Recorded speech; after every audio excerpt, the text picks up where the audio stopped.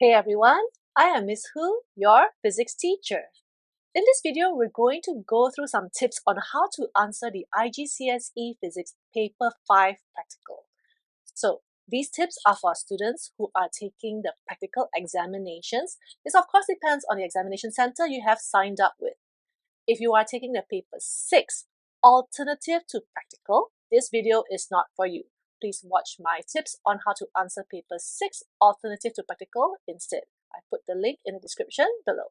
So for those who are taking the paper 5 practical, you'd have to actually conduct the practical in the laboratory and submit your data and report based on the actual practical that you have conducted. So first of all, let's go through what paper 5 is.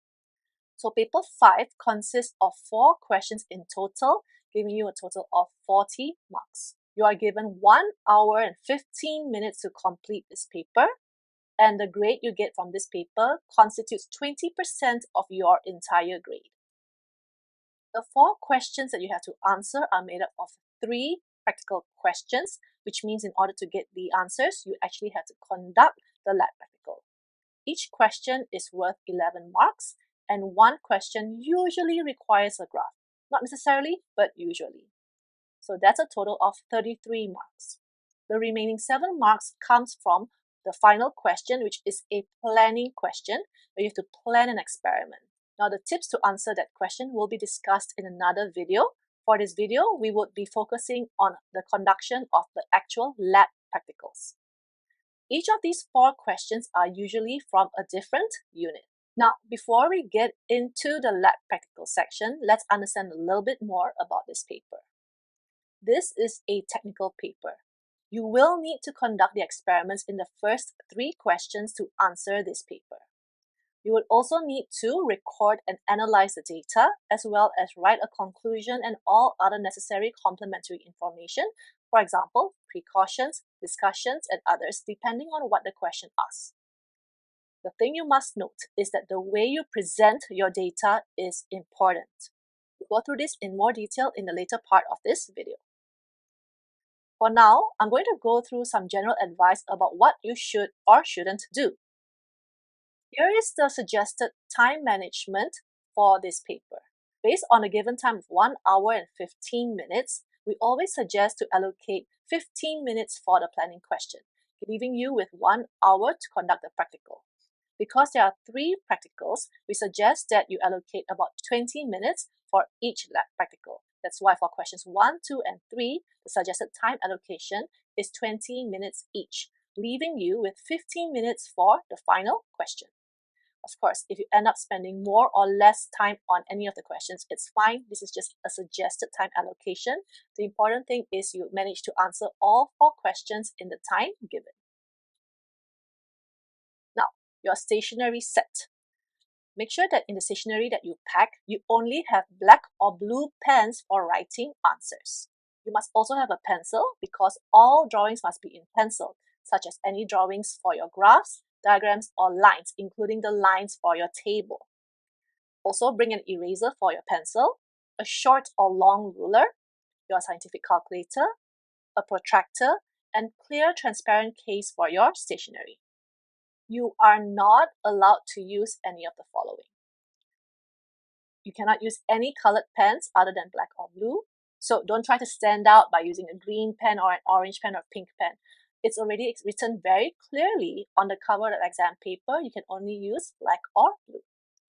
Do not use erasable ink. Now, I know it's a trendy thing. You can easily get pens with erasable ink from the stationery stores. Do not use erasable ink. Now, the problem with pens with erasable ink is not so much that, yeah, you can erase the ink. Not so much that. It's more that it's very easy for the ink to fade with time or with heat. I've seen for myself some students who have turned in their papers with erasable ink, and in less than a week, the ink had completely faded, leaving what looks like a completely blank piece of examination paper. So the thing is, an examiner cannot mark your paper if he or she cannot see what you have written. So if you have turned in your paper with erasable ink and the ink has completely faded, you cannot blame the examiner for not being able to read what you've written. So it is as if you have done that 1 hour and 15 minutes of your lab practicals and whatever you've written, all for nothing, because in the end, there's nothing for the examiner to mark. And the worst part of it is that you've actually turned up, your attendance has been marked, but you have submitted a blank piece of paper. So don't take the chance. Do not use erasable ink. You are also not allowed to use a highlighter nor correction tape or fluid. These are also written on the cover of the examination paper. If you made a mistake, how do you make a correction? All you do is with your pen, you put a line through the answer you want to scratch out and write the correct answer neatly next to it. Now, all of these are not allowed for use. You can bring this into the lab, but there's no point because you can't use them in your exam paper anyway. However, there are some things you're explicitly not allowed to bring into the lab at all.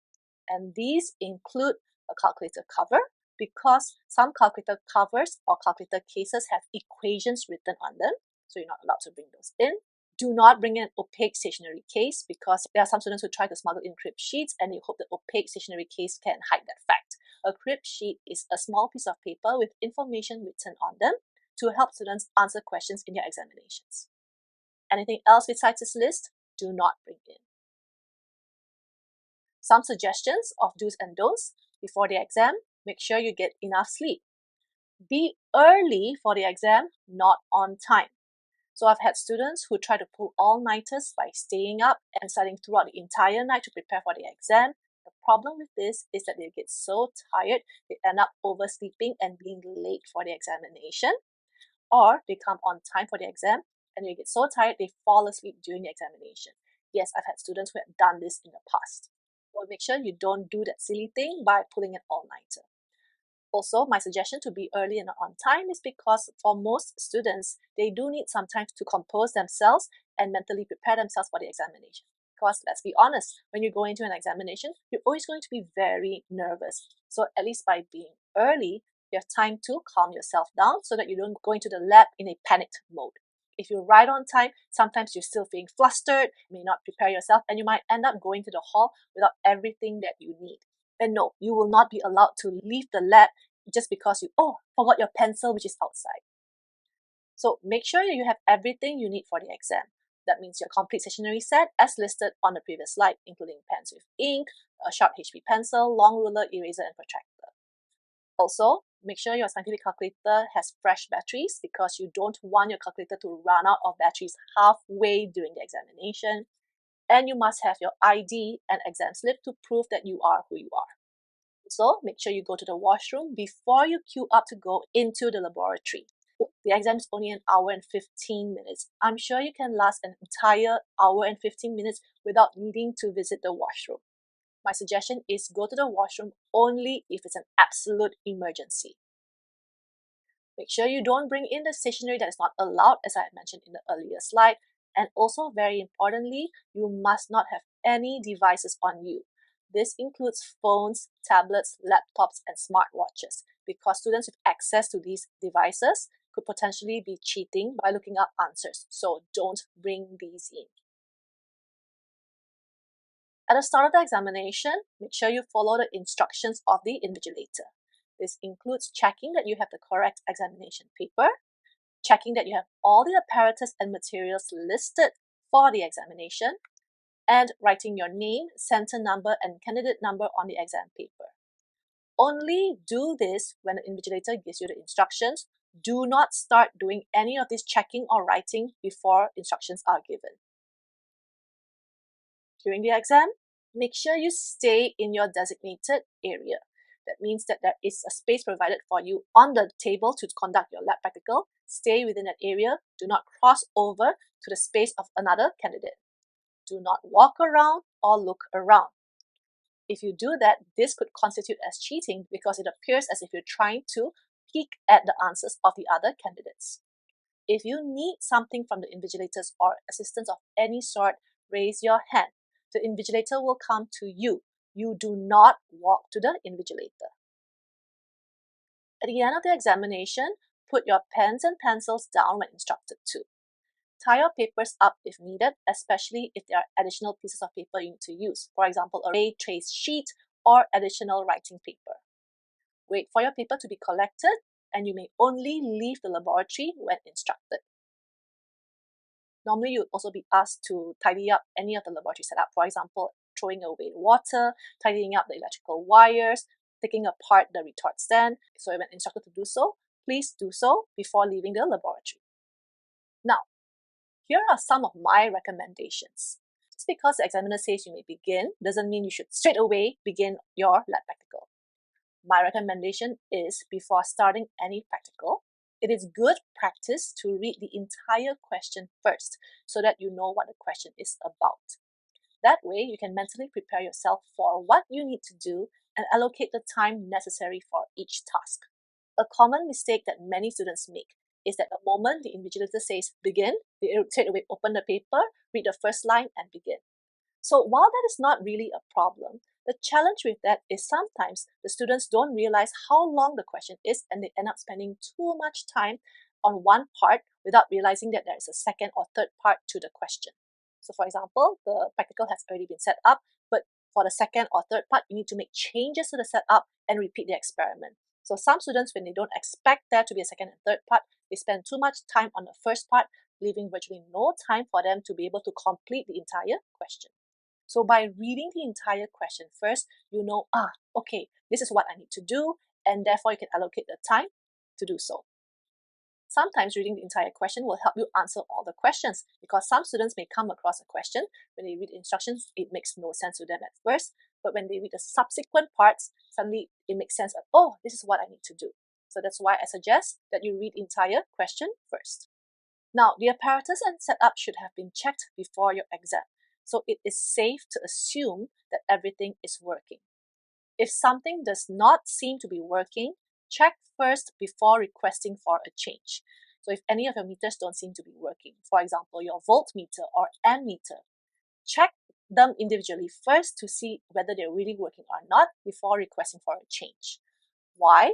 Because if you need to make a change, sometimes that requires some changes within the setup. And if you don't know how to reconnect them correctly in the setup, you're going to panic, and it's going to take additional time for you to try to fix it further before getting your results. Most exam centers would have already checked that everything is working. But yes, sometimes things can happen, things can go wrong beyond our control. It is possible that one of the measuring devices suddenly fails in between checking by the supervisor and when you actually go into the lab. Yes, it can happen. I'm not saying that it will not, but normally if something doesn't seem to be working, sometimes it's just because of a loose connection or something is not plugged in correctly. Now, in terms of asking for assistance during the exam, do not ask the supervisor or invigilator for assistance unless absolutely necessary. Any unnecessary assistance will be written in the supervisor's report, which can cause marks to be deducted from your grade. This includes asking the supervisor or invigilator to reset the experiment setup for you, to read the values on the measuring instruments for you, to clarify any part of the content of the question paper, or for any answers to the content of the question paper. Now, there may be exceptions only in very special circumstances. For example, if special access arrangements are required by the student. These special circumstances have to be applied with Cambridge in advance and are only for students who qualify for these special access arrangements. For example, students who have some visual impairments or listening impairments and they need assistance to write the exam question or to conduct the exams. In terms of resetting the experiment setup, try to avoid this. If you have absolutely no choice but to request for the reset, then no choice, you'll have to ask. But if it's possible, do avoid this. Now, in what situation can you ask for assistance that will not cause any marks deduction? Certain requests which are already stated in the confidential instruction. For example, if you need to request for fresh hot water. So this would also be clearly written in your exam paper if you need to make these requests. Or if you need to swap an apparatus that is clearly not working. For example, if the light box in the ray box has blown and it's clearly not going to work, that's okay to request for a swap. This also extends to measuring instruments which may not be working. Let's take a look at some examples from past year paper questions on some of the possible experiments you could be tested on. Now, for the following slides, I'm only including general extracts. And remember that this list is non-exhaustive. Now, just to let you know, this video was taken at the beginning of 2025. So the past year questions which I'm going through in this video only go up to the end of 2024. Now, the tips I'm sharing in this video should still apply, even if you're taking the exam paper in 2026 to 2028. If there are any changes or any updates that I feel that you should know, I'll make a new video for those of you who are taking those upcoming examinations. So what we're going to go through next are the practical questions from the different units in your syllabus. Remember that this list is non-exhaustive, which means that you could potentially be tested on an experiment you have never conducted before, but you should still possess the right practical skills in order to execute those experiments. So in these next few slides, we're going to go through some of the possible practicals that will be tested in questions 1, 2, and 3 in paper 5, starting first with unit 1, forces, motion, and energy. So some of the possible practicals that could be tested include measuring length or height with a rule, measuring volume, oscillating pendulum, a spring, density, or balancing masses on a meter rule. Now remember, these are just some of the possible practicals. You could potentially be tested on something not even listed here. For now, I'm just going to go through this list. So we're not going to go through the entire question. I'm just going to touch on the kind of practicals that could be tested on and what practical skills that you should have. So we're only going to go through the extracts or some of the past year questions. For example, you can see on the left-hand side here, this is an extract from the Winter 2024 paper variant 2. For this particular experiment, you will take measurements of a stack of glass microscope slides to estimate the number of slides in the stack. For this particular experiment, you will be required to measure the length, the width, and the height with a ruler. So this particular experiment is quite simply testing you on your ability to measure length with a ruler. The diagram on the right-hand side is an extract from the Winter 2023 paper variant 3. In this experiment, you will determine the density of sand by two methods. Carry out the following instructions referring to figure 1.1 and figure 1.2. So for this particular experiment, you'll be given instructions which you just need to follow. The practical skills involved here include being able to read the volume of sand in a measuring cylinder as well as reading the values from a balance. So as long as you know how to use these fundamental measuring instruments, that means using a ruler, a measuring cylinder, as well as reading the values from a balance, you should be fine. Now, sometimes the exam paper could give you various instructions just to get the density. So for example, this is an extract from the summer 2024 paper variant 3. Question 1 states that in this experiment, you will determine the density of modeling clay by two methods. So for example, in method 1, you could be required to measure the length, width, and height, and then you'd have to measure the mass of the modeling clay with a measuring balance. So that will be testing you on your skill to use a ruler and to take the reading of a measuring balance. Method 2 involves a force meter, where you'll need to hang the modeling clay from the force meter, take its reading, and then you need to place the block into a measuring cylinder and take the reading again from the force meter. So this is testing you on your ability to follow instructions and to take the reading from the force meter. Whichever the case, just follow the instructions and use your skills to read the measuring instrument and record the values accordingly. Now, a common practical that has come out many times in the past few years is the experiment involving an oscillating pendulum. This is an extract from the Winter 2024 paper variant 1. In this experiment, you will investigate the period of a pendulum. Refer to figure 1.1 and figure 1.2. So usually they give you a diagram to show you how the measurements should be taken, including how the length should be measured, and what they want you to measure could differ from paper to paper. There have been some questions where they require the students to measure the height from support down to the floor, or measure the length of the pendulum only, or sometimes from the bob down to the floor. So depending on what the question requests, you just need to follow those instructions. The question may or may not include how you would measure one complete oscillation. Here is some advice on how to conduct the oscillating pendulum experiment correctly. When conducting the oscillating pendulum experiment, let the pendulum oscillate a few times before measuring the time. That means do not start the timer the moment you release the pendulum. Allow the pendulum to oscillate a few times first before you start the timer. Also, ensure that the pendulum is oscillating in a single plane and not in circular motions. If the pendulum starts to move in a circular fashion, stop it and start again. The pendulum must also be displaced from a small angle. That means that when you lift the pendulum to allow it to start oscillating, the angle should be very small. Don't lift it very high and let it swing wildly like a wrecking ball. That's already incorrect. One complete oscillation should be counted from center to center of the oscillation as shown in this diagram, not from the topmost point. A common mistake that a lot of students make is that they count one complete oscillation from the top point all the way to the other extreme point and back again. Although technically that is considered one complete oscillation, in Cambridge IGCSE, it is considered to be far more accurate to take it from center to both extremes and back to center. I've had students who ask, well, in the practical, would they really know whether we count it from center to center, from the topmost point back to the same topmost point? Well, no one's actually watching you do the experiment. In the end, you are marked based on the results that you have written in the report. So honestly, even if you count it the other way, no one's going to stop you. And the difference between the results from topmost point to topmost point or from center to center, probably quite negligible. However, I want you to take note of this because if you were required to write down how to obtain one complete oscillation, you must indicate that it's measured from center to center, or the timer starts the moment the pendulum passes through the midpoint of its oscillation, because if you had written it any other way, they would mark you wrong. So I'm covering this more for you on how to write your precautions or method to improve the accuracy of your measurement. If in practical you're doing it a different way, well, as long as your results are close to the correct value, no one's really going to be able to tell. Now, another common question is an experiment involving the spring. For example, you can see over here, this is an extract from the summer 2024 paper, variant 1. In this experiment, you will investigate the stretching of a spring.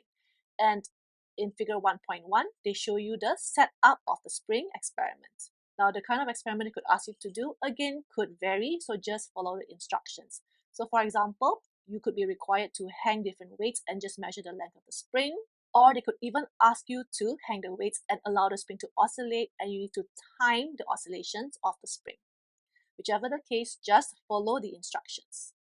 However, do take note that when measuring the length of the spring, you only measure the length of the coil. Do not include the hooks above and below the spring. For example, if this is the spring that you are given, you do not measure the length this way. This is wrong.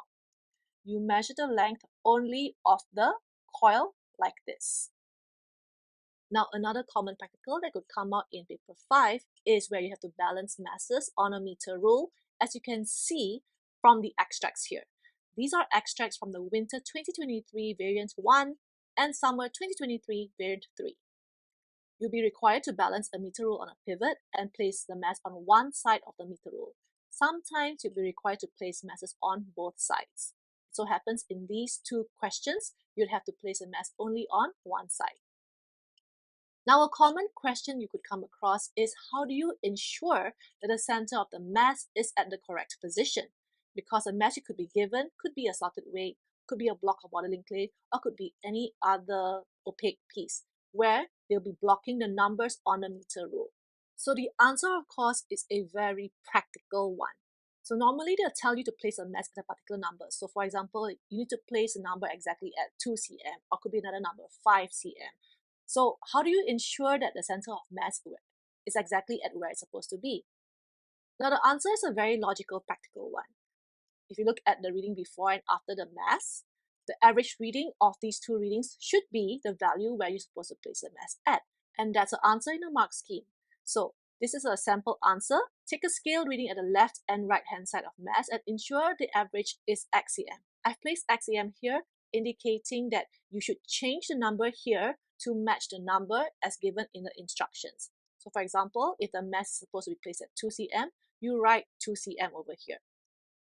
Even if you don't use the exact explanation, as long as you write words to that effect, you get marks for this answer.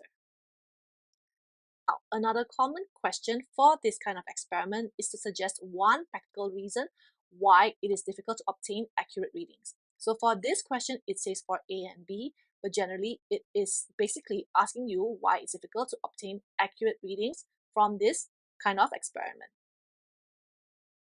And if you've done this experiment before, you would know that it's very difficult to balance the masses on the meter rule. So the answers that are accepted are, it is difficult to obtain the exact balance.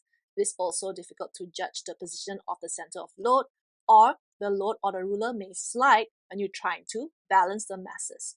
We know that for this experiment, it is impossible for you to be able to get the meter rule to be exactly balanced so that it stays horizontal. If you've done this experiment before, you'd know the pain. So normally you try to adjust, and at the point where it seems to be the most balanced, that's where you get the value. So these are the accepted practical reasons for the difficulty in this particular experiment. Now, other things that you must know is about the eye position when taking measurements. So this is a method on how to ensure you can get accurate readings. So what must be done? The eye must be placed perpendicular or at right angle to the scale. The reason is to avoid parallax error. Also, when taking readings of the meniscus, you must position the eye to the middle of the meniscus. If you're reading the volume of water, you look at the bottom of the meniscus. If you're looking at mercury, you look at the top. So for Cambridge IGCSE Paper 5, we only work with water, so just focus on looking at the bottom of the meniscus. That's why I didn't put the picture for mercury in this slide. Now, in terms of the electric meters, depending on what kind of meters that your exam center is using, some of these meters, whether ammeters, voltmeters, or galvanometers, they have anti-parallax mirrors behind them. The pointer should overlap its image when taking a reading. So in this slide, I've placed a video on how to read ammeters with anti-parallax mirror. Now, we're not going to watch this video. I'm going to place the link to this video in the description below. But from this thumbnail, you can see that on the right-hand side here, you have the anti-parallax mirror, and you can see the image of the pointer here. Now, this is the wrong eye position. You need to place your eye in such a way that the pointer overlaps its image like this, and this will give you the most accurate reading. So these mirrors are placed to help you prevent parallax errors. That's why it's known as an anti-parallax mirrors. Not all meters have these mirrors, but if you're given a meter that does have this mirror, this is how you place your eye. Now let's move on. When taking measurements with a ruler, the ruler should be placed as close as possible to the object without touching it. This is especially true for pendulums and springs, because if the ruler were to be touching the pendulum or the spring, it could affect the measurement. For example, the ruler and spring was no longer vertical, could be a little bit off to the side, and the reading would appear to be shorter. So this is a precaution which you can write in terms of how to increase the accuracy of taking measurements. Now, in terms of using a set square may be provided with any measurements that include a meter rule. For example, measuring the length of a pendulum, the length of a spring, or the diameter of one or more round objects. If you were required to measure the length of something like a pendulum or a spring, this is how you use a set square. The set square is used because of its perpendicular nature. You will place one side of the right angle on a meter rule, and the other side of the right angle should be placed at where you want to take the measurement. For example, if you're measuring the length of a pendulum, you'd want to measure to the center of the pendulum bob. So you place a set square on a meter rule as such, and place a set square as close as possible to the pendulum without touching it while it's hanging, and adjust it so that the set square seems to go through the middle of the pendulum bob. And that's how you can make sure that you've got the correct length of the pendulum. The same thing also applies to the spring. You place a set square in such a way that you get a right angle between the meter rule and the point where you want to measure the spring. Again, the set square shouldn't be touching the spring. It should just come as close as possible to the spring. The set square is also useful for measuring the diameter of one or more round objects. If you place a meter rule directly on a round object, you might not get an accurate measurement. By placing two set squares on either side of the round object and lining them up with the meter rule, you can get an accurate measurement of its diameter. You can also use the same method for more than one round object. So this method is also used when you have more than one round object. For example, if you have three identical round objects, you place them in such a way that there are no gaps between them, and then you place two set squares on either ends, align them with the ruler, and you can get a diameter for these three round objects. And then to get the diameter of a single object, you take the total reading divided by 3 to get the average. So that's for Unit 1. Now let's go into Unit 2. Unit 2 is on thermal physics, and in the past few years, the possible practicals that have been tested are usually on the cooling rate of hot water. What's unlikely to be tested? Specific heat capacity. The reason why this is unlikely to be tested is because normally in the lab, you'll either be measuring the specific heat capacity of water or aluminium. Those two values are kind of known, so it's actually quite easy for students to make up the results without conducting the experiment and still get correct looking data. Usually the questions would be on something where the students are not able to come up with data on their own without conducting the experiment. So that's why normally it's on a cooling rate of hot water. So as you can see from the extracts of past few years, we have an extract here from winter 2023 variant 3 as well as winter 2022 variant 3. You have the cooling of hot water. Now there are many ways in which the experiment can be modified from year to year. So there are some years where the student only needs to conduct the experiment one time and they record the data, or they may need to repeat the experiment using different factors. So for example, you could have a situation where you have a lid or no lid, or you have beakers wrapped with different materials, or you could have different beakers made up of different materials, or you could have beakers of different sizes, or beakers placed inside another beaker. The experiment could change. So all you need to do is just follow the instructions and record the temperatures as you see them. For Unit 3, some of the possible practicals that will be tested would be experiments with optical pins or experiments with ray boxes. Experiments with ripple tanks will not be tested. The reason for this is because it is very difficult for an exam center to provide every student with a ripple tank. A ripple tank is very expensive, they spoil very easily. Plus, the results you want to get from the ripple tank, it's very difficult to record. Normally, it involves some kind of drawing. It's very difficult to actually take any measurements. So don't worry, there'll be no experiments on ripple tanks for the practical section.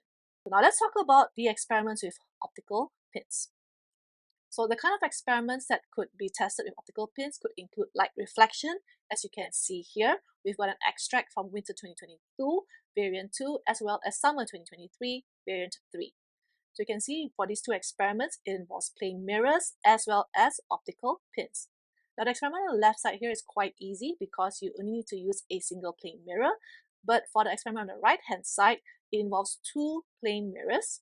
So be prepared for this kind of possibility. Just follow the instructions and make sure you know how to do experiments with the optical pins.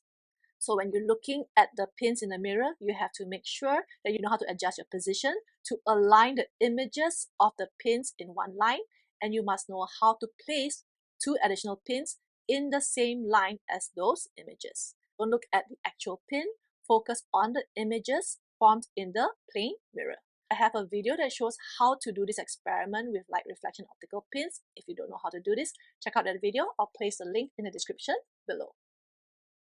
Now, besides light reflection, you'll also need to know how to do light refraction experiments with optical pins. As you can see here, these are extracts from summer 2021 variant 3 and summer 2023 variant 1 as well as 2. So the question from 2021 involves a rectangular transparent block, while the question from 2023 involves a semicircular transparent block. Now, regardless of whatever shape, whether it's rectangular or semicircular, method of conducting the experiment with the optical pins remains the same. You must know how to adjust your vision so that the images observed in the transparent block are aligned. So you don't want to align these pins, you want to align these pins.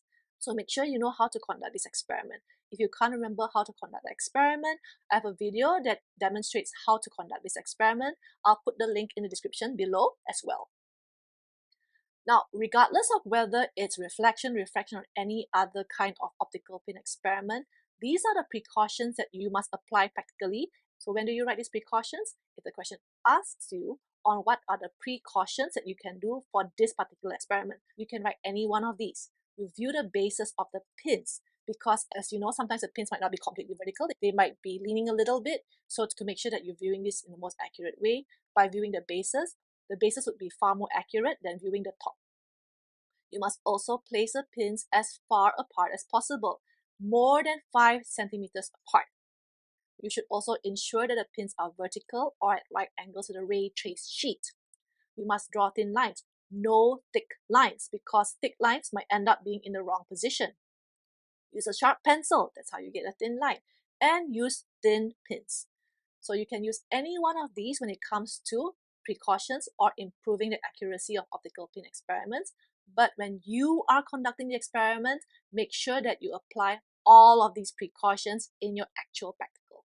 Now, besides optical pins, you might also need to conduct light experiments with array box. For example, this question from the summer 2024 variant 2 question. So for this experiment, students were required to use a ray box and shine a single ray of light through a rectangular transparent block. So for this experiment, the source of inaccuracy is very different from the optical pins. Take note of what kind of inaccuracy that could happen. In this case, it could be because of the thickness of the light rays, because if you've actually done this experiment, you'd know no matter how thin the ray of light be, it still diverges a little bit, so the light ray becomes a little bit thicker as it travels away from the ray box. This also is related to difficulty in aligning the incident ray with the line that you need to draw. In this case, is FE from this question. It's difficult to place the crosses accurately, again due to the thickness of the light ray, and it's difficult to judge the center of the ray. So as you can see, all of this is related to the thickness of the light ray. As long as you write an answer that is related to this situation, you'll be given a mark. So just to show you, this is a screenshot from a video that I've conducted. And as you can see, even though the slit is thin, the ray still comes out a little bit diverged, giving us quite a thick light ray. If you'd like to watch the video on how to conduct a light experiment with a ray box and a transparent rectangular block, I will put the link in the description below. A light experiment involving the light ray box could also involve the lens, as you can see from the extracts here from summer 2024 variant 1 and winter 2024 variant 2. So in these experiments, you'll have to use a light ray box with a lens and a screen. The object that we use is normally a piece of card with a triangle cut out of it, placed directly in front of the ray box. Now, a common precaution question that could be asked is this. In this type of experiment, it can be difficult to judge the screen position that produces the clearest image. Suggest 2 precautions or techniques to overcome this difficulty. The answer that you could write could be to conduct the experiment in a darkened room, or to use a really bright object, and to move the screen slowly back and forth, or to approach the clearest position from both directions and average it in order to obtain the clear image. So this is a screenshot from a video I took to show how to conduct the lens experiment. Again, link to this video will be in the description below. Next, let's look at Unit 4, Electricity and Magnetism. Some of the possible practicals that will be tested usually involve electrical circuits.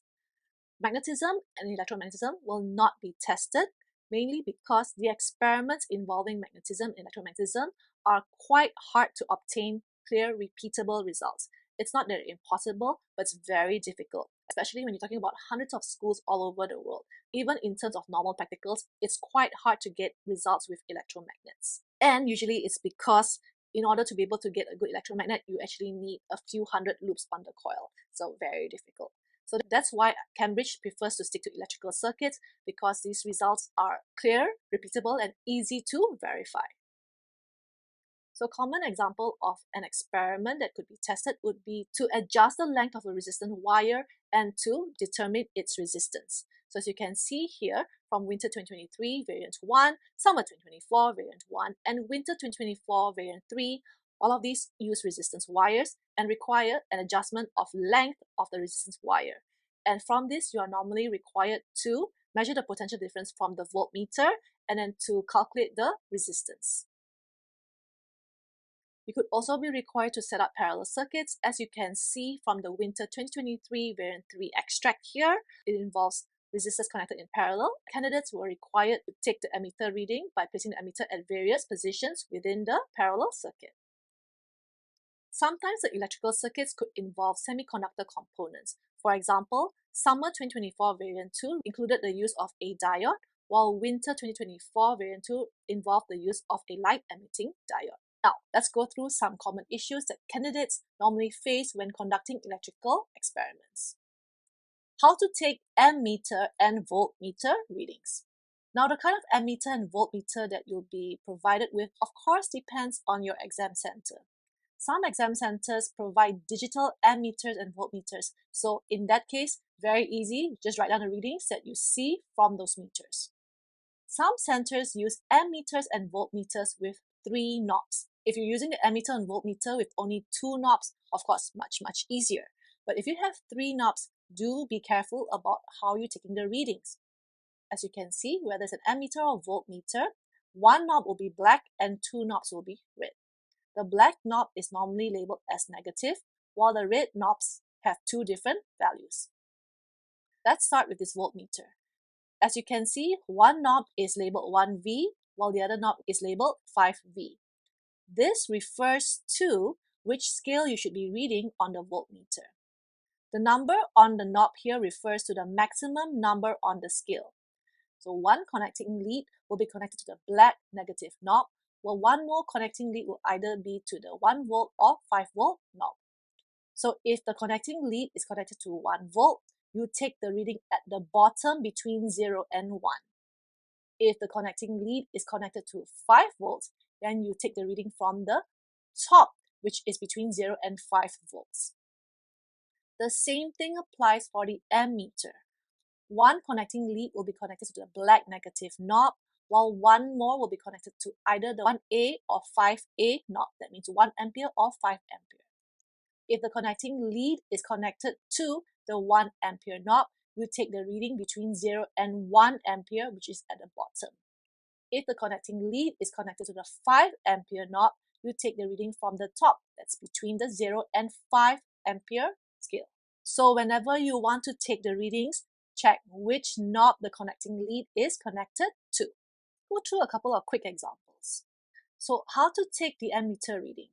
As you can see, we have a connecting lead connected to the black negative knob and another connecting lead to the 5 ampere knob. By the way, the colors of the connecting leads do not matter. So if you look at where the needle is pointed, there are 2 possible readings, right? You could either take it from the bottom scale or the top scale. So the reading could either be 0.31 ampere or 1.55 ampere because the needle is between these 2 deviations on the scale. So which is the correct reading? So because the connecting lead is connected to the 5 ampere knob, you take the reading from the top scale, which is between 0 and 5, and not the bottom. Therefore, the reading is not 0.31 ampere, the reading is 1.55 ampere. Now let's look at an example of a voltmeter. So now we have a voltmeter with a needle pointed in this position. Again, there are 2 possible readings. It could either be 0.66 volts or 3.3 volts. So which reading could it be? Again, you must look at where the connecting lead is connected to. And you can see that the connecting lead is connected to the 5 volt knob, which means that you take the reading from the top scale between 0 and 5 and not the one between 0 and 1. Therefore, the reading is not 0.66, the reading is 3.3 volts. Now, let's look at some common problems involving ammeter and voltmeter readings in electrical experiments and how to troubleshoot them without the assistance of the invigilator or supervisor. So, normally, the electrical experiment would have been set up in such a way where the connecting leads will be connected to the correct knobs. But sometimes you may be required to modify the setup to measure different points on the electrical circuit. So a problem that could potentially occur is when the pointer is greater than the highest value on the scale, as you can see from this photo. So I've had students who panic and like, oh my god, there's no reading, what can we do? How do you solve it? To solve it, you need to try to change the connecting lead to the higher maximum number for the larger scale. So as you can see from this screenshot, the connecting lead is connected to the 1 ampere knob. Let's try and see what happens to the scale if you switch this to the 5 ampere knob. So you can see that when we switch this to the 5 ampere knob, you can now get a reading. So if this had been connected to the 1 ampere knob, the reading was way off the scale. But when you connect it to the 5 ampere knob, you can get a reading. So the reason why the pointer was off the scale when connected at 1 ampere is because the reading was greater than 1 ampere. That's why the pointer was pointing at a much higher position. So when you connect it to the 5 ampere knob, you can see the reading is actually 1.5 ampere, greater than 1 ampere. So if you have a situation where the pointer is greater than the highest value on the scale, try switching the connecting lead to the higher maximum number. So this is for the ammeter. It also applies for the voltmeter. So let's watch this video to see what happens. So you can see the pointer is greater than the scale. When we connect it to the 5-volt knob, you can get a reading quite easily. And you can see that the reading here is about 3.3 volts, way higher than 1 volt. That's why earlier when it was connected to the 1-volt knob, the pointer was off the scale. Another common problem is when the pointer is pointing to the other side of the 0 mark like this. That means it's off the scale in the opposite direction. So I've also had students who see this and they panic and they say there's something wrong with the ammeter. No, there's nothing wrong with the ammeter. If you get this situation, try this. Try swapping the connections of the connecting leads like this. So we're going to switch what was connected to the black knob to the red and the red to the black. And now you can see you're getting a positive reading. So the reason why the pointer was pointing to the other side was because you've connected the connecting leads to the wrong knobs. The connecting lead from the black negative knob should be connected to the negative terminal of the power supply, while the connecting lead from the red knob should be connected to the positive terminal of the power supply. If it had been connected the other way, that means this black negative was connected to the positive terminal and the red knob was connected to the negative terminal, that means the current is flowing in the opposite direction. That's why the needle has deflected to the opposite direction. So once you swap the leads, the current is now flowing in the correct direction. That's why the needle can now deflect in the positive direction. This is also true for the voltmeter. So as you can see in this photo, the voltmeter needle is deflected to the other side of the scale. So let's watch what happens when you swap the connecting leads. We'll take the connecting lead that was on the black knob and put it to the red knob, and vice versa.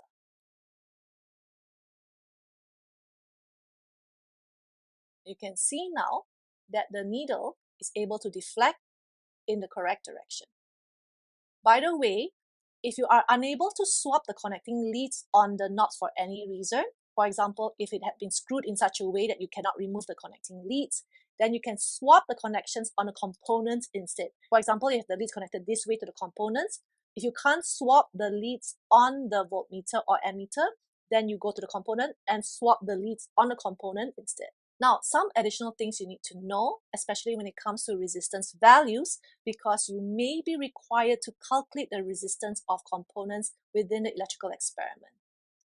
If you are using resistors that look like these, like what I call little peanuts, they're resistors with constant value of resistance. So if you were doing the experiment a few times and you have to calculate the resistance a few times, you should expect to get the same value of resistance no matter how many times you calculate the resistance of these resistors.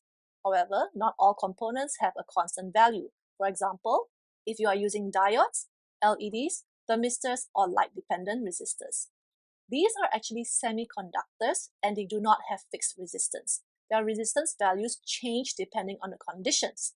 For example, for the diode and LEDs, changing the voltage could change their resistance values. Thermistors change resistance depending on the temperature or the heat supplied, while light-dependent resistors or LDRs change resistance depending on how much light is hitting the light sensors.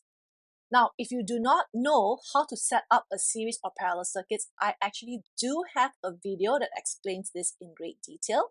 So we're not going to watch this video right now. If you'd like to watch this video, I will put the link to this video in the description below.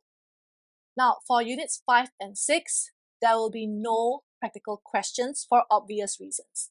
Unit 5 is on atomic physics involving radioactive material, and schools are not allowed to use radioactive material. In case you're wondering why, it's because in order to use radioactive material, a special license must be applied for, and schools cannot have that license. In fact, in order to work with radioactive material, there must be a specially licensed radioactive engineer, and only people above the age of 18 or 21, depending on which country you come from, will be allowed to work with radioactive material. So obviously, schools, not allowed.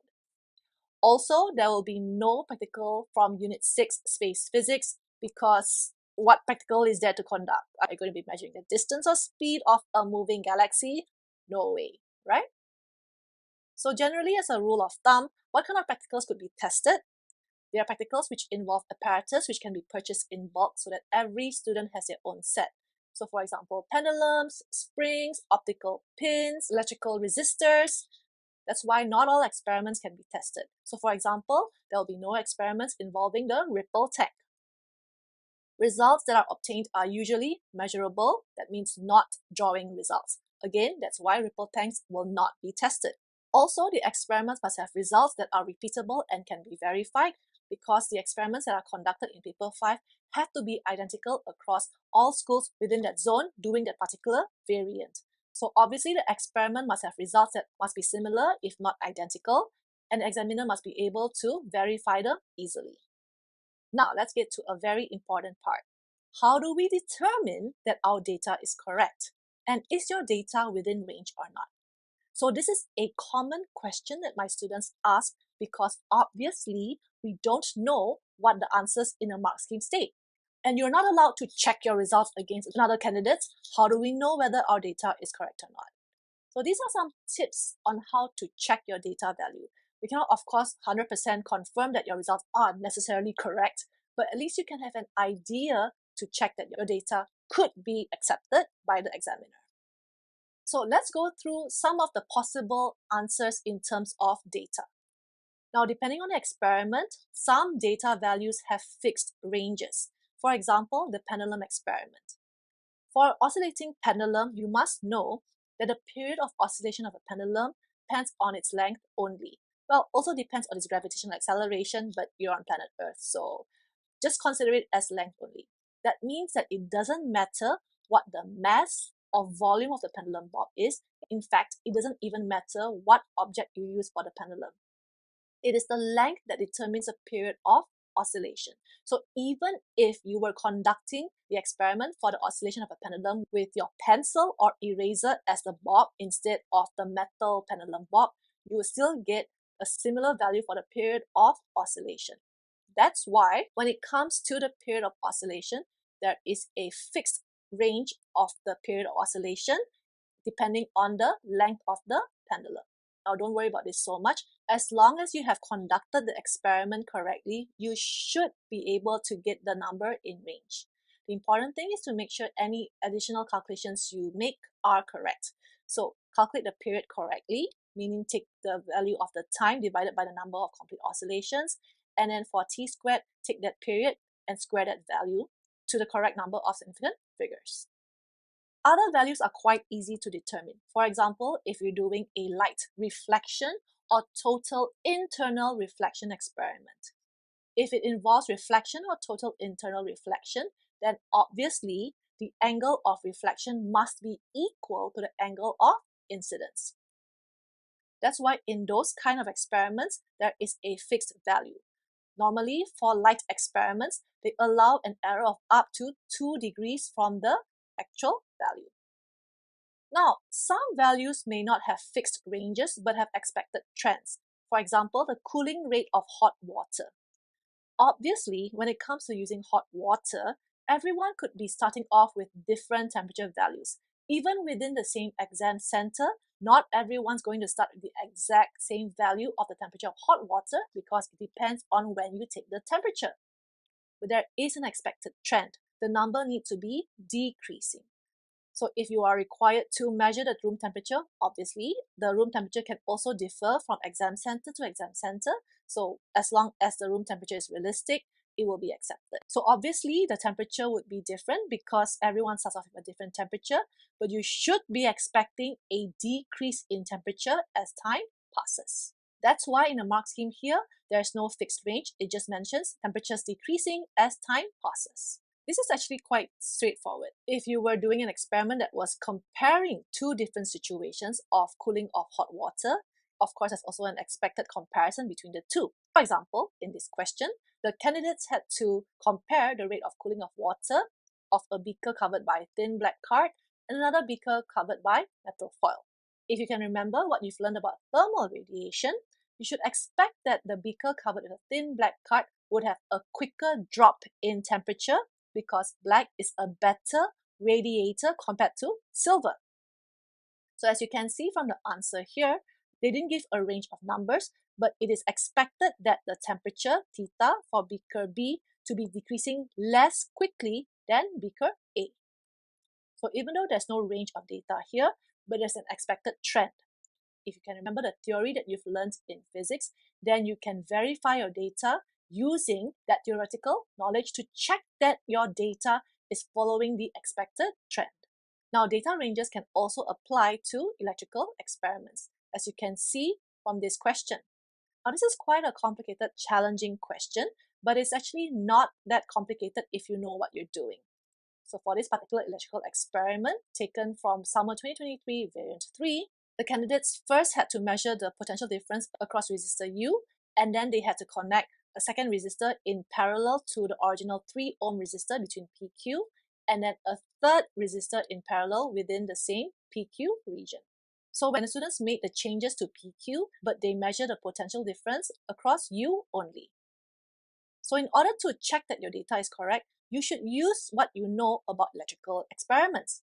If you were to add resistors in parallel between P and Q, this would cause the resistance between P and Q to be decreasing because parallel resistors will have an effective resistance that is lower than a single resistor. So if the resistance decreases between P and Q, this causes the potential difference between P and Q to decrease, causing the potential difference across U to increase. So you should be expecting the voltmeter reading to be increasing from circuit A to circuit B to circuit C. And because the effective resistance is decreasing, you can expect the ammeter reading to be increasing from circuit A to B to C. And that's what you will see in the answer. So you can see that it says here V is increasing while I is increasing. So even though they don't state the exact value here because it depends on the value of the resistor that you are using, you can expect the trend to be as such following the theoretical knowledge that you should have on potential difference and current.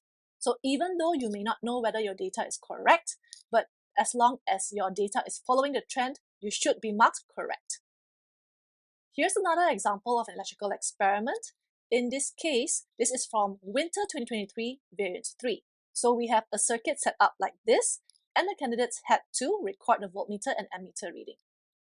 They then had to disconnect the ammeter and voltmeter and place the ammeter within the parallel connections by measuring the current that's flowing through P and then through Q. In this case, if you had to compare the current readings, you can see that the current reading of the ammeter in figure 3.1 should be equal to the sum of the current flowing through P and Q, which means that you should expect that IP plus IQ is equal to the current flowing through the ammeter here. And as you can see, 3C, IP plus IQ within 10% of IT. So again, even though you may not know what the actual value should be because you have no idea what the values of these resistors are, you should be able to predict the trend where you should expect the ammeter reading from this situation be equal to the sum of these two situations. Next, let's look at some general things you must know. How to present your answers. You must make sure that your answers are presented correctly in order to score marks. Now, at the beginning of this video, I did mention that this is a technical paper. When we say technical paper, it means that not only must your values be correct, but how you present your values must also be correct in order to score full marks. Let's look at what you should know. When recording and calculating data, they are very different in terms of how you present your numbers. When recording measurements for digital measuring instruments, you must write down all the numbers displayed. Whereas for analog measuring instruments, you write down the value correct to the sensitivity of the instrument. Sensitivity refers to the smallest deviation of the measuring instrument. So this means that when recording values, follow the sensitivity of the measuring instrument. That means the number of decimal places of the instrument. So in some cases, you are allowed to add an additional decimal place for half values if the reading is between two deviations. So for example, when you're using a meter rule, if you are recording this in centimeters, you write up to 0.1 centimeters. That's one decimal place. For thermometers, you write up to 1 degree Celsius, that means no decimal place. For most digital stopwatches, it's up to 2 decimal places, that means you write up to 0.01 seconds. In terms of the half values, sometimes you might get a situation where the reading ends up between two deviations. For example, if you were to read a thermometer this way, you might find the reading ends up between two deviations. In this case, you can write up to 1 decimal place. That means you can add a 0.5 for the thermometer reading. However, if you have taken one half reading with 1 decimal place, then all readings must have 1 decimal place, even if the reading has no half value. We'll examine this in more detail on the next slide. In terms of calculated data, all calculations must be in 2 to 3 significant figures only, and this must be a consistent significant figures. If you write in 2 significant figures, all in 2. If it's 3 significant figures, then all 3. So in summary, when recording data, follow the number of decimal places on the measuring instrument with a possible maximum additional of 1 decimal place. When recording data, you are not limited to the number of significant figures. However, when calculating values, you must write to consistent 2 to 3 significant figures only. So, for example, let's look at this question. This is taken from the Summer 2024 Variant 3. In this case, we're not looking at a question, but we're looking at what needs to be written. So in this question, you're given a block labeled as block A, and you need to measure the length, width, and height. They told you to record your values in centimeters to the nearest millimeter. To the nearest millimeter here means that you should be recording to 1 decimal place in centimeters. So in this case, yes, follow the number of decimal places on the measuring instrument, which is the meter rule. You must write down all of them to the same number of decimal places and add trailing zeros if needed. This means, for example, if you measure the length, let's say you got an exact value of 5 centimeters, you cannot write 5. You must write 5.0. However, when it comes to calculations, you don't follow the number of decimal places. You write to 2 to 3 significant figures. So remember, when recording, doesn't matter how many significant figures, you write down to the number of decimal places. For calculations, you write to 2 to 3 significant figures. This is especially true when it comes to a table. So here we've got a diagram of a table. In this case, don't worry so much about what the experiment is. Let's look at how we want to record the data. So for this question, the candidates were required to record the voltmeter reading. So when recording the voltmeter reading, you follow the number of decimal places on the voltmeter, writing all of them to the same number of decimal places. So for example, if the voltmeter reading is able to give up to 1 decimal place, all of them should have 1 decimal place. If the scale is up to 2 decimal places, then write up to 2 decimal places. Remember that you have to add trailing zeros if needed to make the number of decimal places the same. However, if it's a calculated value, for example, resistance, then you need to write up to a consistent 2 to 3 significant figures. In this case, you do not follow the number of decimal places. If you return a calculated value to 2 significant figures, all of them to 2 significant figures, even if they have different number of decimal places. If you want to write to 3 significant figures, all of them must have 3 significant figures. Now, drawing graphs. So almost every paper 5 has a graph question. Not all, but most of them. So when plotting graphs, follow what the question says. In fact, they make it very clear and easy for you. They tell you exactly what's on the y-axis and the x-axis. In this case, LCM goes on the y-axis and MG goes on the x-axis. If you swap them around, well, that's on you because the question has already clearly stated what's on the y and what's on the x-axis. They also said very clearly, start your axes at the origin 0, 0. So that means when you plan your scale, for both the x and y axis, for the value here must be 0. For example, it could be 0, 2, 4, 6, 0, 10, 20, 30. Starting your axis at the origin of 0, 0 does not mean that the graph you plot must go through 0, 0. It is possible for the line to go through the y-axis or the x-axis. It's just that the scale must start from 0. What line to draw? They've told you, draw the best fit line. That means you use your ruler and draw a best fit line through the points you have plotted. If you don't know how to draw the best fit line, please watch my video on how to draw a best fit line. I'll put the link in the description below. Let's look at another example. For this question, you need to plot a graph of u against w. Again, they've told you what's on the y-axis and what's on the x-axis. You do not need to start your axes at the origin 0, 0.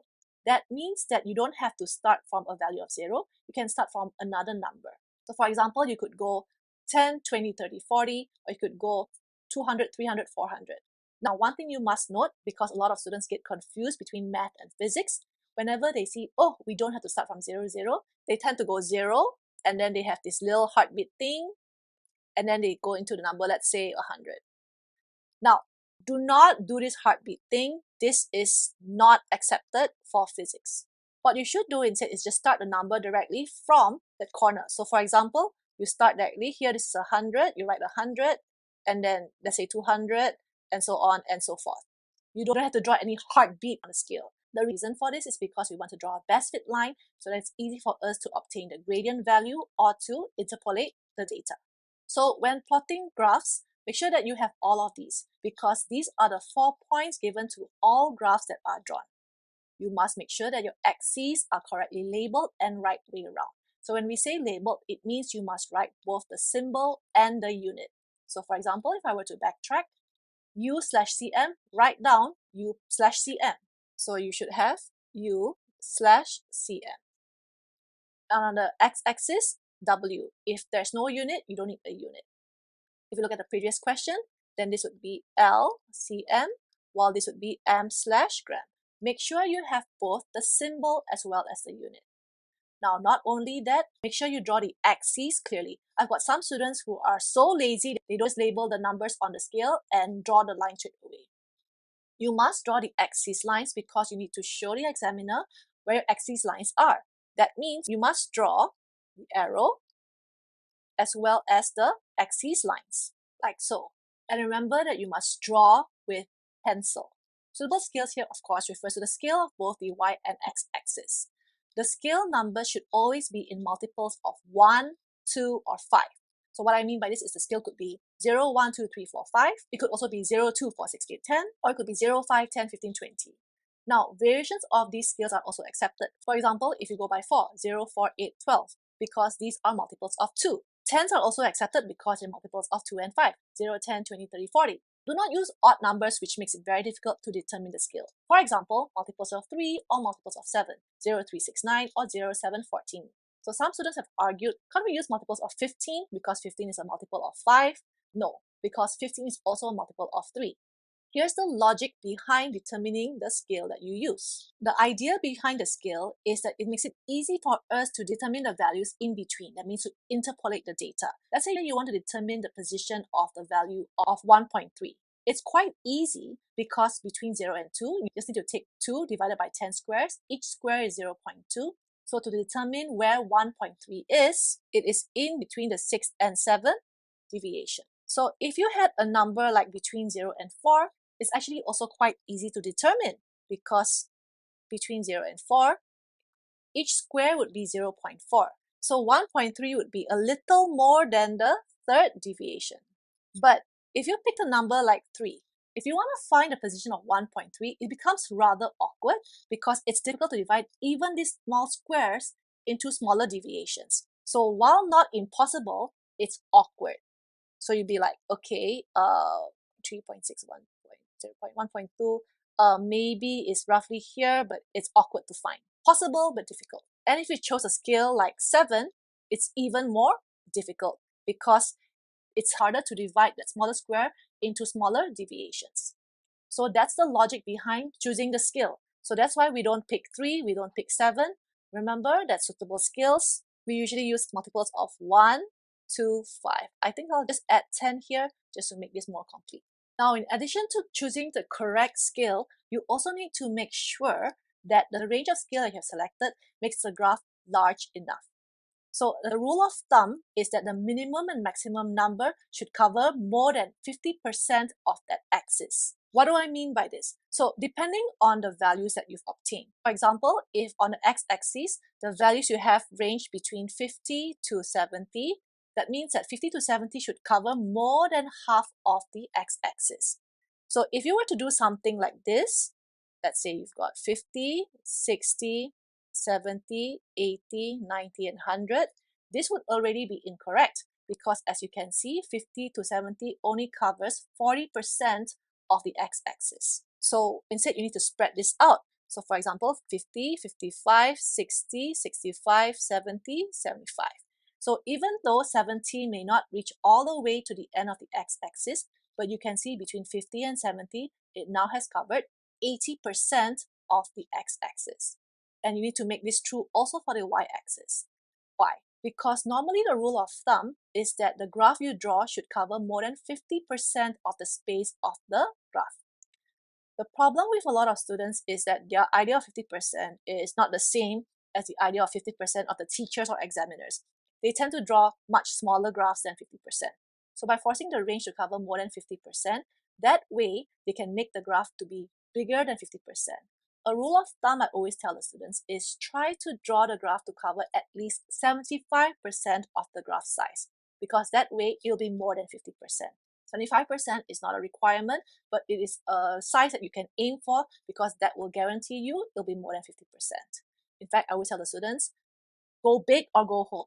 Try to draw the graph to be as big as possible. That means the two extreme points of your coordinates should try to cover as big a space as possible. So of course, in between, the points could be scattered anywhere, but your two extreme points should be as far away from each other as possible and cover the maximum area of the graph space.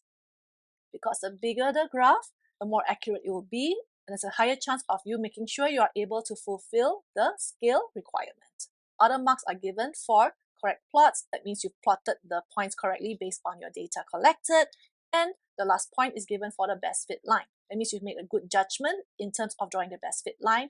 And the line must be thin and continuous. So one straight line. Don't try to feather it with different lines. That's going to be marked wrong. And don't use a thick pencil.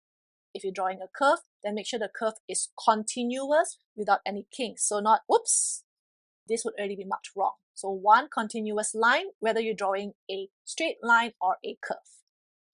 Now, analyzing graphs. Usually, when you are required to analyze graphs, you may be required to determine the gradient of your graph. When it says here, show all working and indicate on the graph the values you use, how you indicate on the graph is by drawing the gradient triangle. That means you need to use your ruler and pencil and draw the gradient triangle. Now, is there a minimum size of the gradient triangle?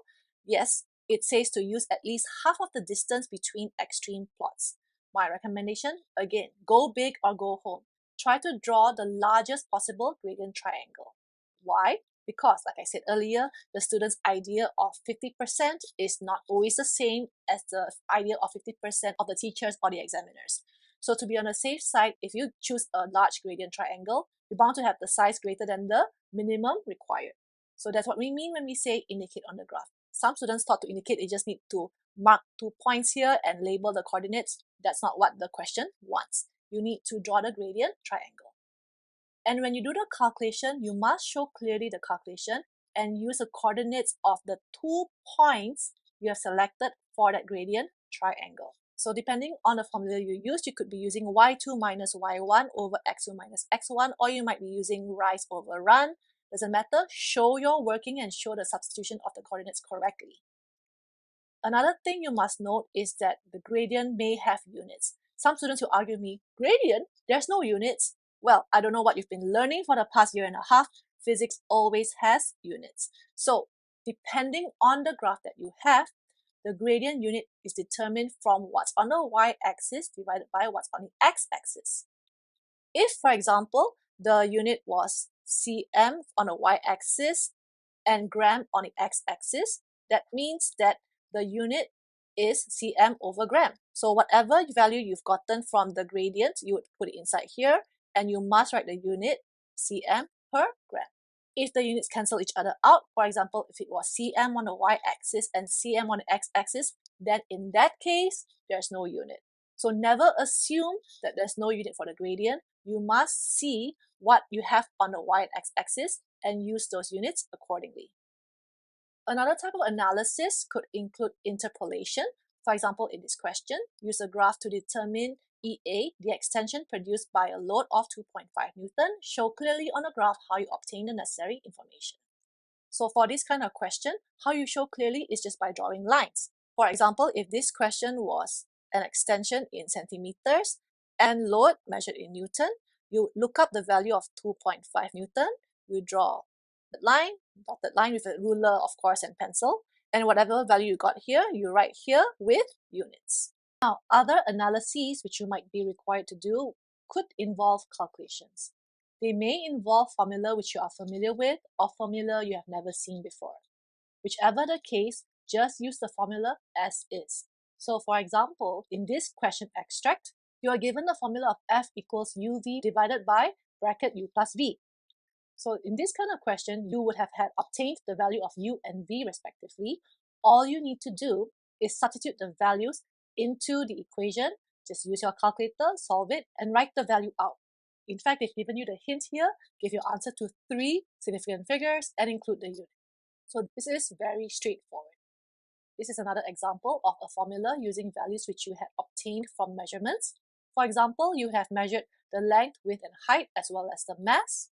And all you need to do to calculate the density is to use the given formula, which is m divided by LWH. All you have to do is just take the values of m, LWH from your earlier measured value, substitute them into the formula with your calculator, calculate it, and write the value out.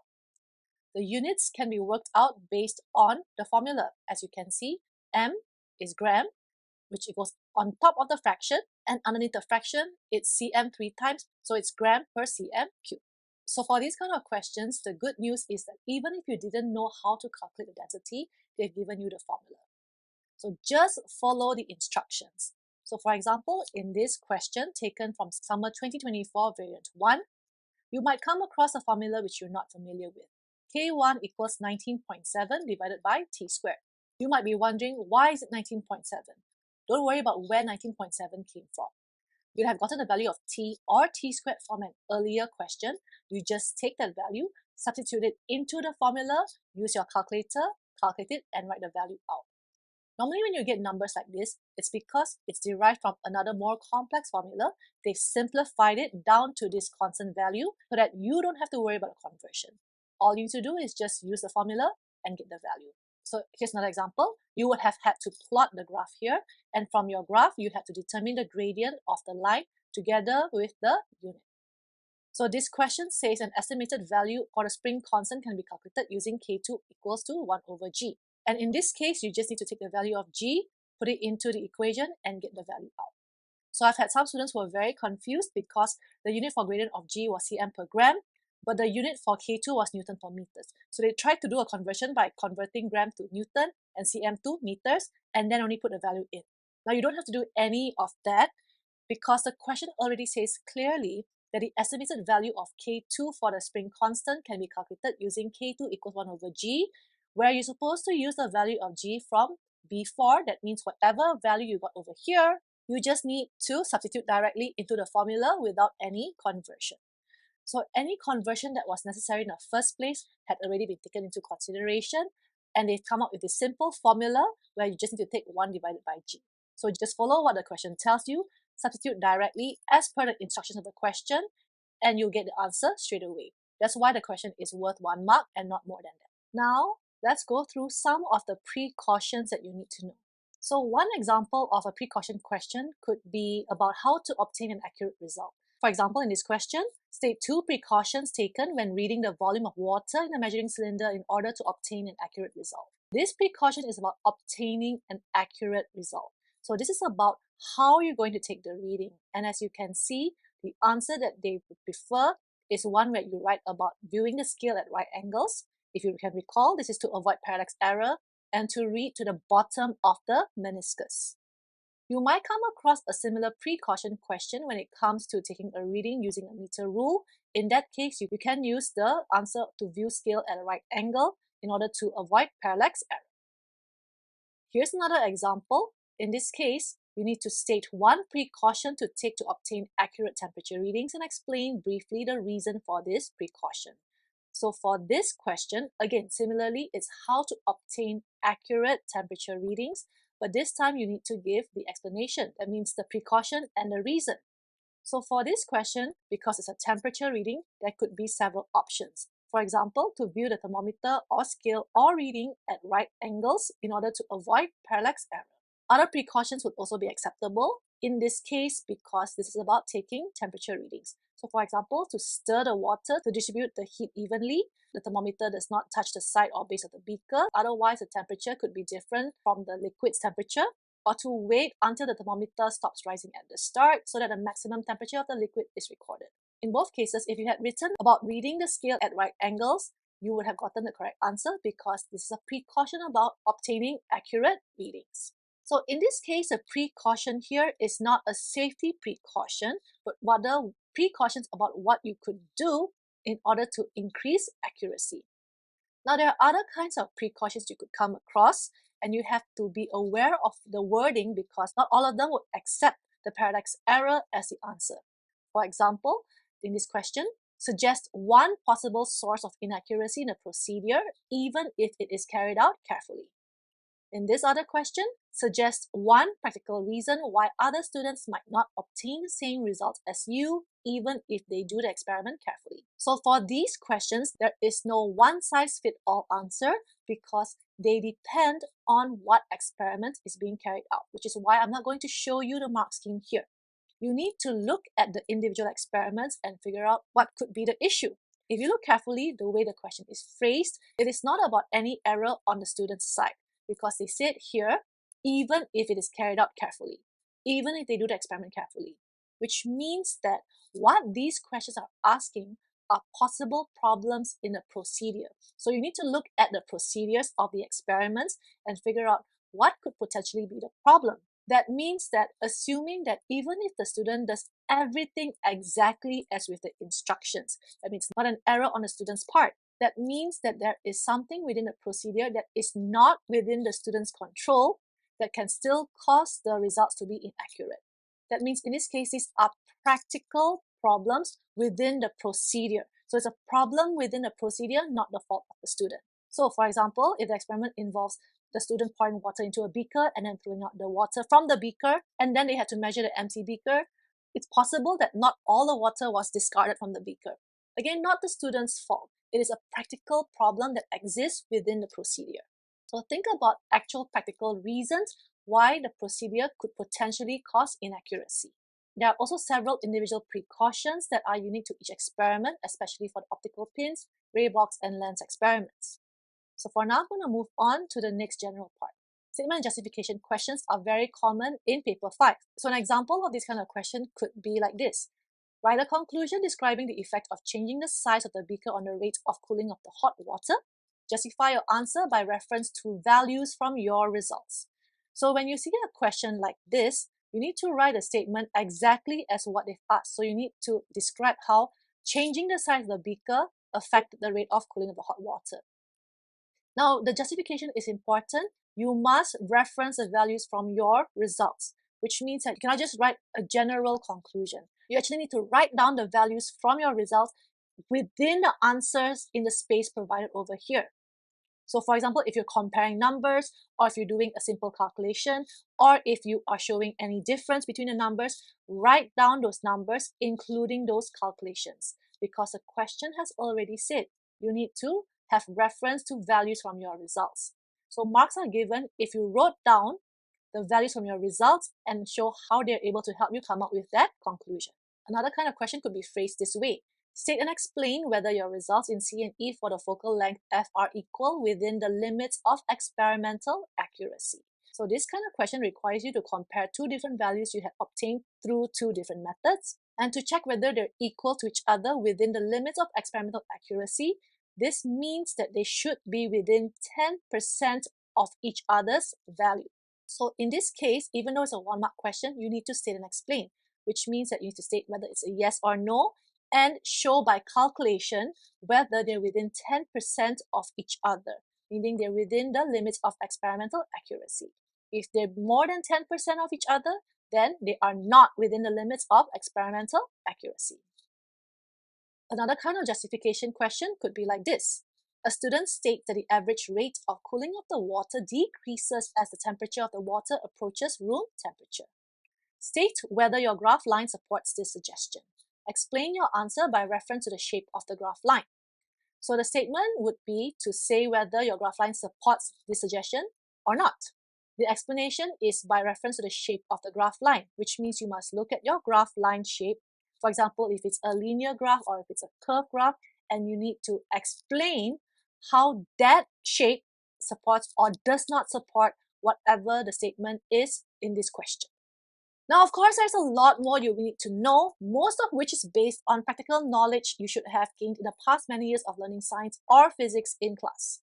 My suggestion is do practice past year papers and do check the mark scheme to test yourself if you are able to answer the questions. So in this video, I've shared answers which tend to be repeated for certain kind of questions, but there are some questions where there are no fixed answers, which is why I didn't show you the answers. I described to you in general what the answers should be. So with that in mind, I hope you found this video to be educational and helpful for your upcoming examinations. Do check out some of my videos on other topics which you might find helpful. If you'd like to help me keep making free educational video lessons and lab practicals, donations are welcomed at my Ko-fi page. That's ko-fi.com/physicsrocks. For notes, quizzes, and syllabus updates, do check out my website at physicsrocks.com. Subscribe for more free physics lessons from your physics teacher, Miss Ho. Happy studying and all the best for your upcoming examinations.